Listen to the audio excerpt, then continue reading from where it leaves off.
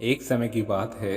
भगवान गौतम बुद्ध एक गांव में धर्म सभा का संबोधित कर रहे थे। लोग अपनी अपनी परेशानियों को लेकर उनके पास जाते और उसका हल लेकर खुशी खुशी वहां से लौटते।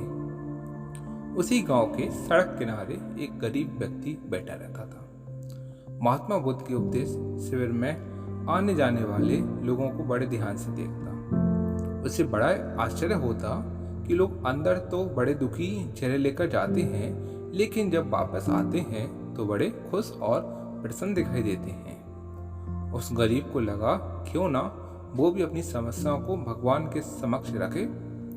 मन में यह विचार लिए वह भी महात्मा बुद्ध के पास पहुंचा।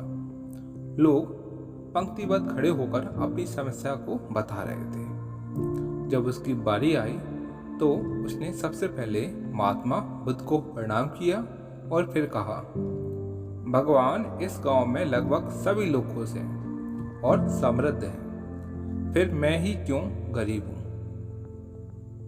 इस पर उन्होंने मुस्कुराते हुए कहा, तुम गरीब और निर्धन इसलिए हो क्योंकि तुमने आज तक किसी को कुछ दिया ही नहीं है। इस बात पर गरीब व्यक्ति बड़ा आश्चर्यचकित हुआ और बोला, भगवान, मेरे पास भला दूसरों को देने के लिए क्या है? मेरा तो स्वयं का गुजारा बड़ी मुश्किल से हो पाता है। लोगों से भीख मांगकर अपना पेट भरता हूँ। भगवान बुद्ध कुछ देर शांत रहे, फिर बोले, तुम बड़े अज्ञानी हो। औरों के साथ बांटने के लिए ईश्वर ने तुम्हें बहुत कुछ दिया है। मुस्कुराहट दी है जिससे तुम लोगों में आशा का संचार कर सकते हो।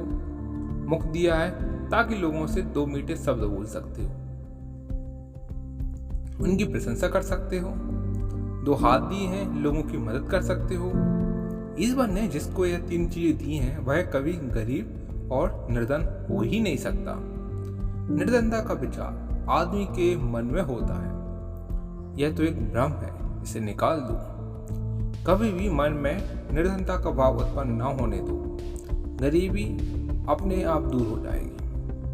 भगवान बुद्ध का संदेश सुनकर उस आदमी का चेहरा चमक उठा और उसने इस उपदेश को अपने जीवन में उतारा, जिससे वह कभी भी दुख का सामना उसे नहीं करना पड़ा।